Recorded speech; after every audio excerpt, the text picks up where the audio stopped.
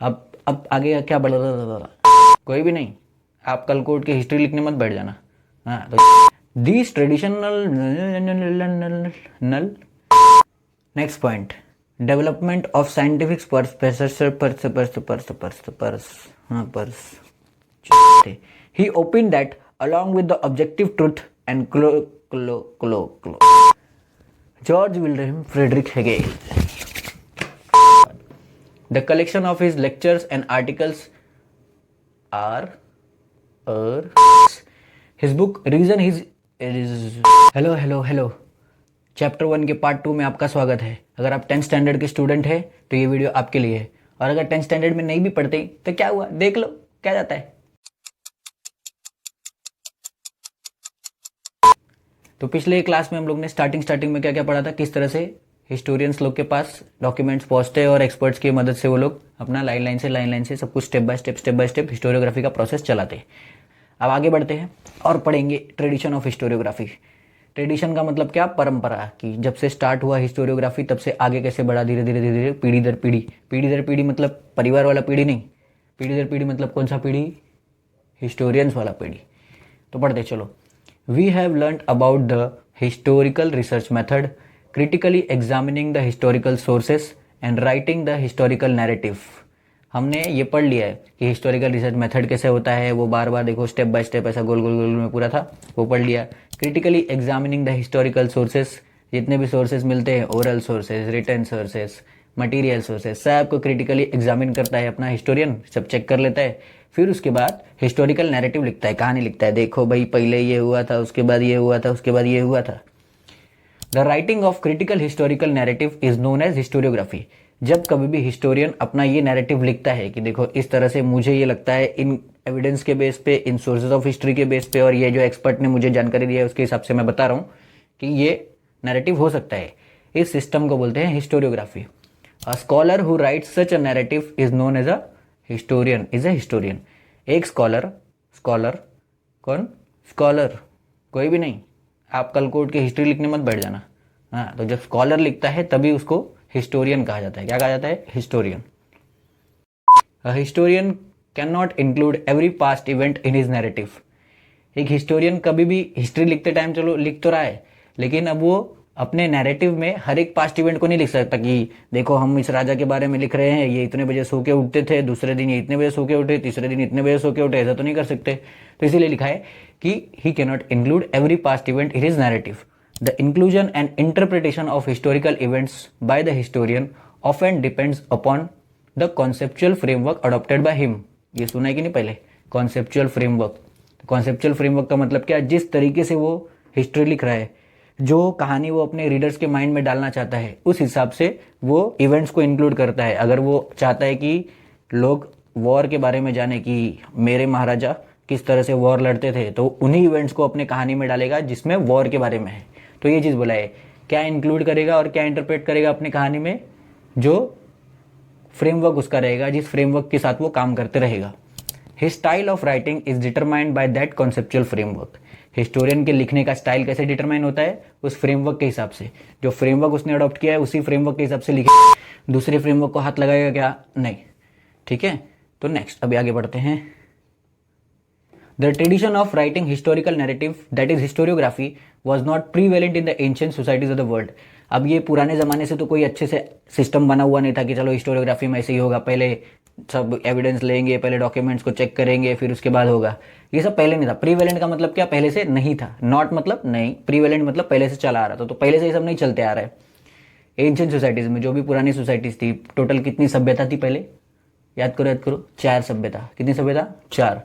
तो however that does not mean they were not aware of the historical time. अभी ऐसा तो नहीं है कि वो लोग लिखते नहीं थे, हिस्टोरियोग्राफी वाले सिस्टम से नहीं लिखते थे, सब कुछ चेक नहीं करते थे, तो ऐसा नहीं कि वो हिस्टोरिकल टाइम के बारे में अवेयर नहीं थे। उनको पता था कि इतिहास जैसा कुछ होता है, और were not eager to know about it. और अपना इतिहास ऐसा भी नहीं था कि वो जानना नहीं चाहते थे। ईगर का मतलब उत्सुक, उनके अंदर उत्सुकता थी, सब लोग चाहते थे कि हमें हमारा इतिहास पता चले। अभी हमको भी पता करना रहता है ना, कि सब अपने अपने मम्मी से पूछते कि मेरे दादा का नाम क्या था, मेरे परदादा का नाम था, कि मेरे नाना जी का नाम क्या था, मेरे नाना जी के नाना जी का नाम क्या था, सबको पता करना है। तो सब चाहते हैं कि अपने हिस्ट्री के बारे में जाने। तो पहले वाले भी सब लोग ये चाहते थे।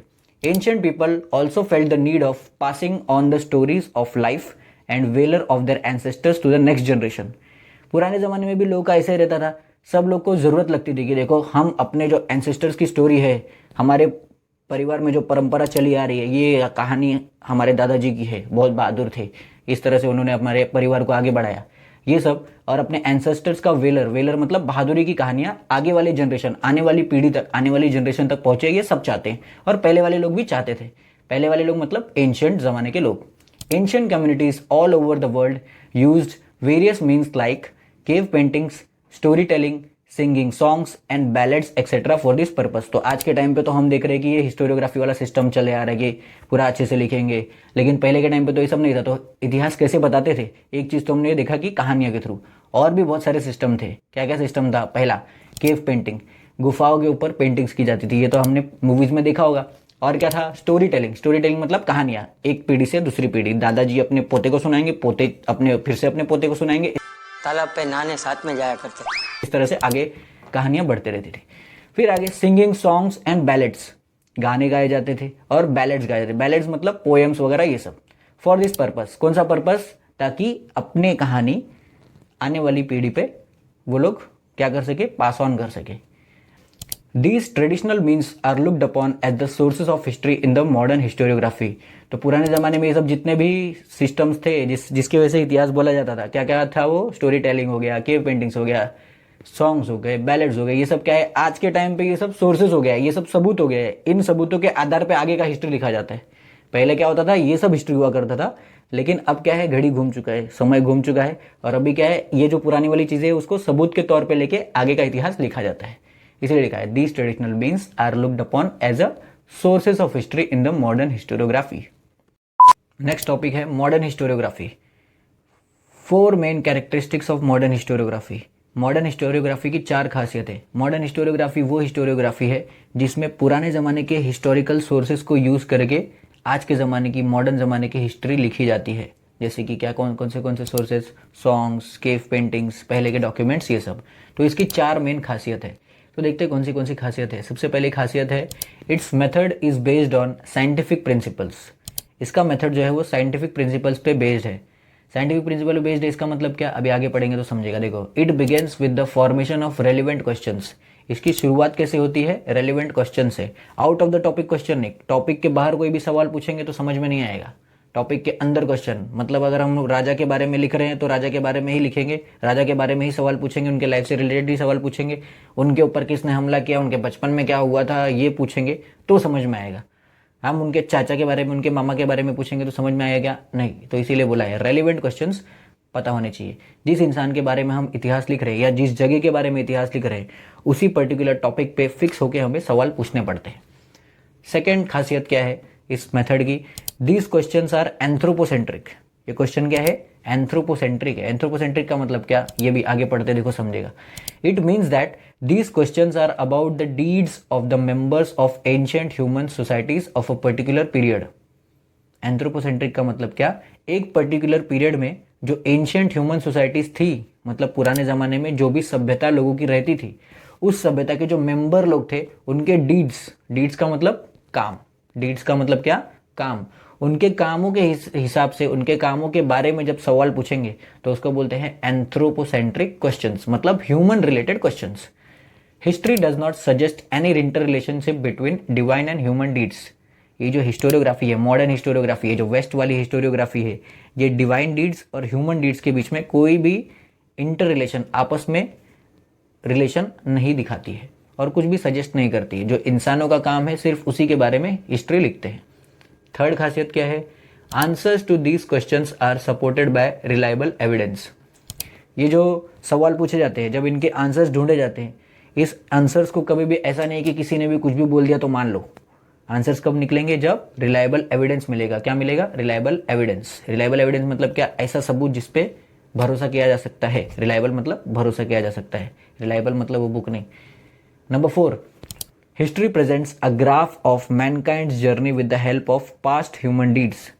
हिस्ट्री का मोटा मोटा मतलब ये क्या है कि पुराने ज़माने में इंसान ने जो कुछ भी काम किया है, इंसान की जो भी जर्नी रही है, उसका एक ग्राफ प्रेजेंट करना कि इंसान किस तरह से आगे बढ़ा है या किस तरह से उसकी जर्नी डाउन की तरफ गई है। अगर हम नेचर के हिसाब से देखेंगे तो इंसान के जितने भी काम है उससे नेचर का नुकसान हुआ है, लेकिन अगर इंसान का फायदा देखेंगे तो इंसान का क्या हुआ है, फायदा हुआ है। तो वो ग्राफ ऊपर जाता है कि इंसान का तो फायदा हुआ, लेकिन नेचर का ग्राफ देखेंगे तो नेचर का ग्राफ हमेशा नीचे नीचे नीचे नीचे जाते रहता है।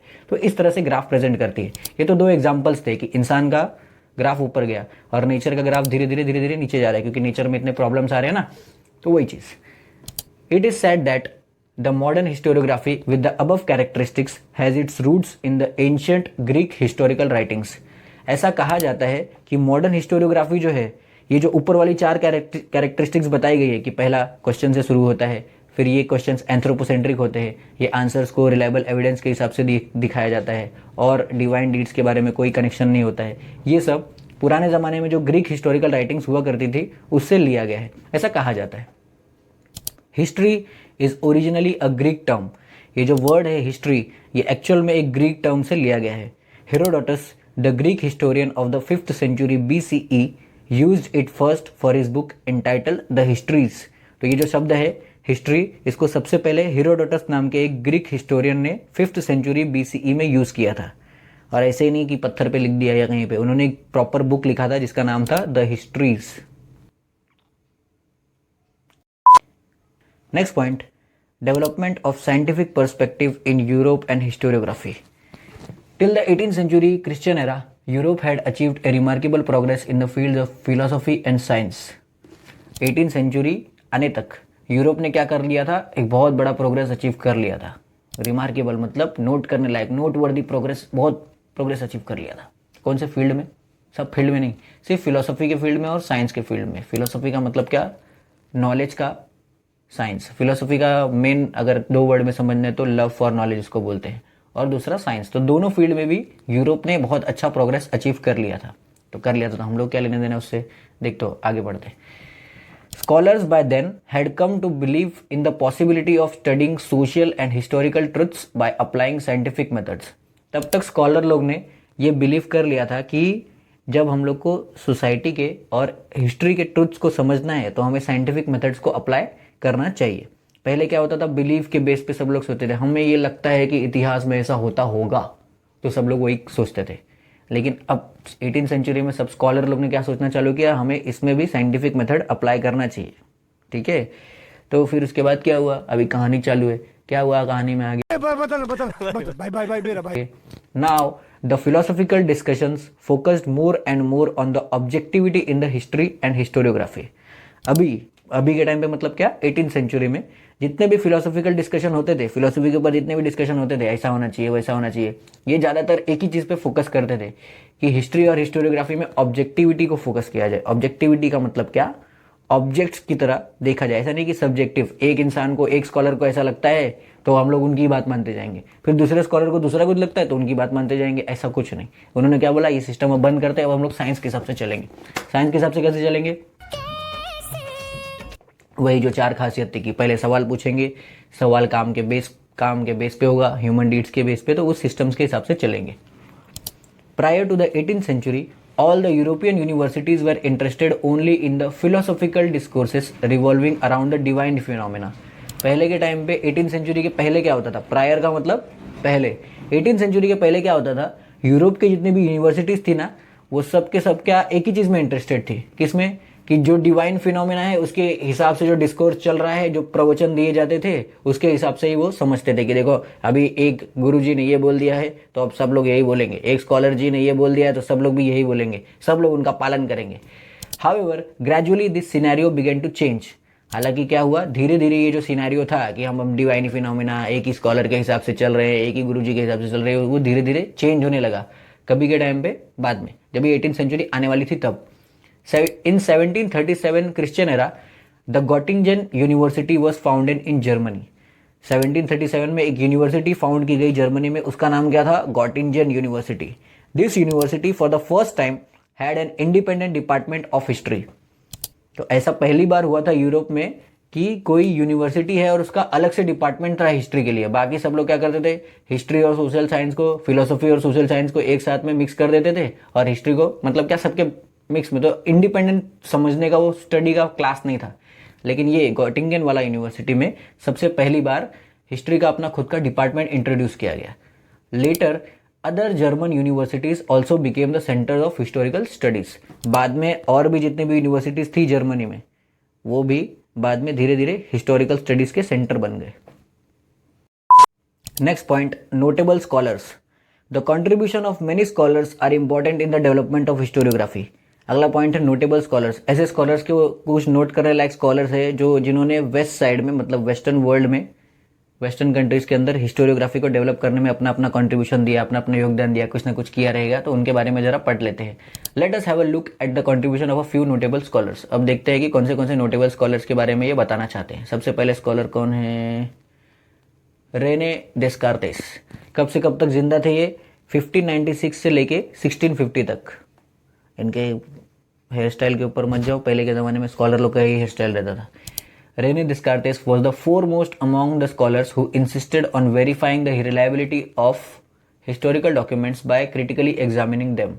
तो रेने डिस्कार्टेस ये जो स्कॉलर थे, ये सबसे पहले उन स्कॉलर्स में से थे जिन्होंने हिस्टोरिकल डॉक्यूमेंट्स का वेरिफिकेशन के बारे में बात किया कि हर एक हिस्टोरिकल डॉक्यूमेंट्स को हमें वेरीफाई करना चाहिए और ये देखना चाहिए कि वो रिलायबल है कि नहीं। रिलायबल का मतलब क्या? भरोसे के लायक है कि नहीं। हम जो भी कहानी लिखना चाहते हैं, जो भी नैरेटिव बैठाना चाहते हैं, वो चीज़ इस कहानी से, इस डॉक्यूमेंट से मैच खाती है कि नहीं। ये इन्होंने सबसे पहले बोला। क्या नाम था स्कॉलर का?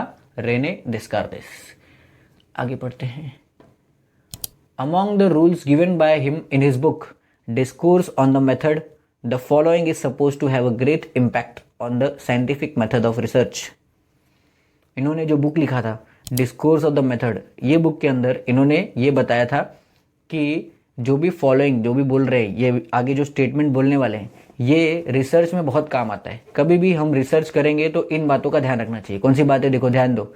Never to accept anything for true till all the grounds of doubt are excluded.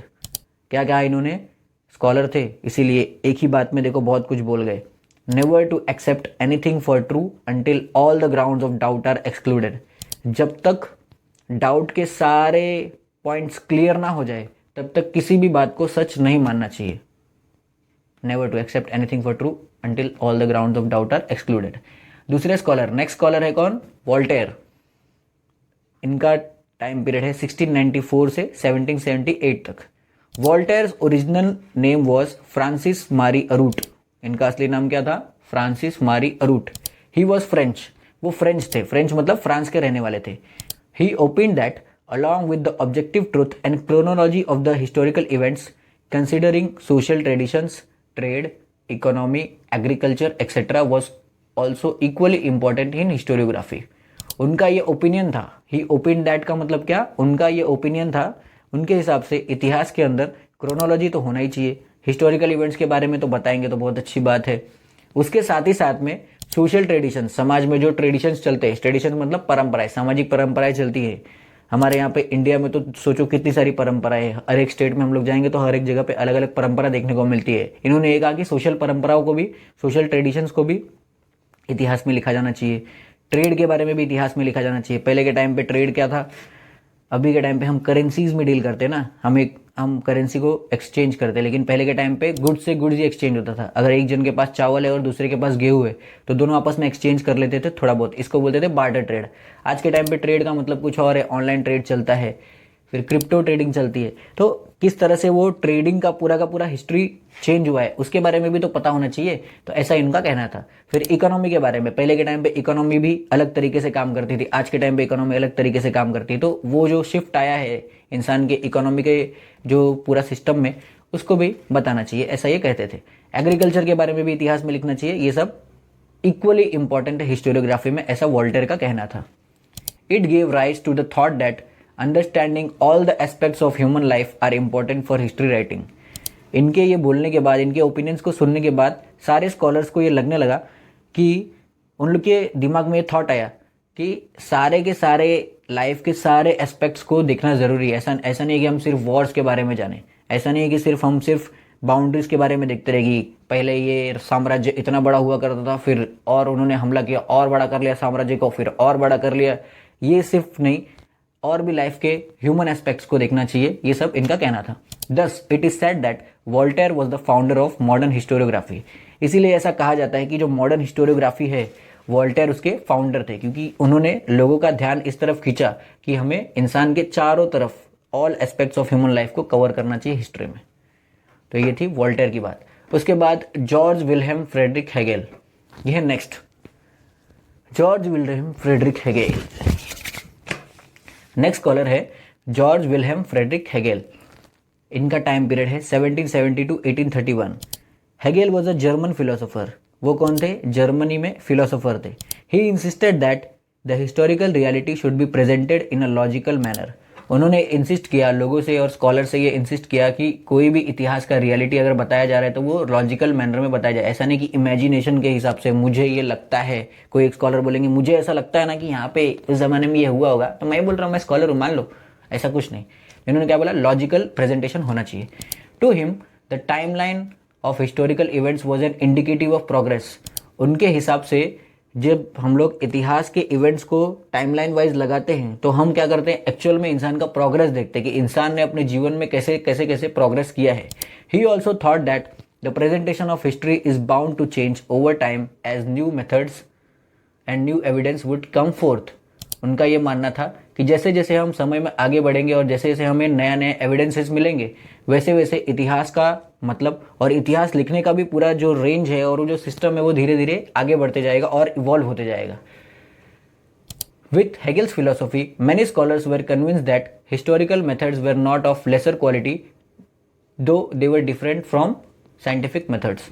तो इनके इस सोच के बाद जब इन्होंने अपनी थियोरी को लोगों के सामने रखा तो सारे के सारे स्कॉलर्स भी कन्विंस हो गए थे कि हिस्टोरिकल मेथड्स जो है वो भी साइंटिफिक मेथड्स के सेम तो नहीं है, लेकिन उनका क्वालिटी साइंटिफिक मेथड से बिल्कुल ही अलग है, क्योंकि वो सोशल साइंस है हिस्ट्री, और बाकी साइंटिफिक मेथड्स क्या है? वो फिजिकल साइंसेस है। इसीलिए उनको ये डिफरेंस समझ में आने लगा। किसके? फिलोसफी के बाद, इनके ये स्कॉलर के फिलोसफी के बाद। The collection of his lectures and articles is published in a book entitled encyclopedia of the philosophical sciences. उन्होंने जितने भी लेक्चर्स दिए थे, उन्होंने जितने भी आर्टिकल्स लिखे थे, वो एक बुक में पब्लिश किया गया है जिसका नाम है encyclopedia of philosophical sciences. His book reason in history is well known. उन्होंने एक बुक भी लिखा था जिसका नाम था रीजन इन हिस्ट्री। ये बुक भी बहुत ज़्यादा फेमस है। तो चैप्टर 1 का पार्ट 2 यहीं पे ख़त्म होता है। अगर आपको कुछ भी सेम वही बात है मेरी, कुछ भी डाउट है तो आप कमेंट्स में प्लीज़ पूछिए। अगर आपको कुछ लगता है मुझे कुछ इंप्रूवमेंट्स करना चाहिए तो प्लीज़ बताइए। Most welcome. पिछले वीडियो पे बहुत सारे कमेंट्स आए थे तो थैंक यू सो मच। इसी तरह से वीडियो देखते जाओ। Thank you so much. Bye bye. Tata tata Tata.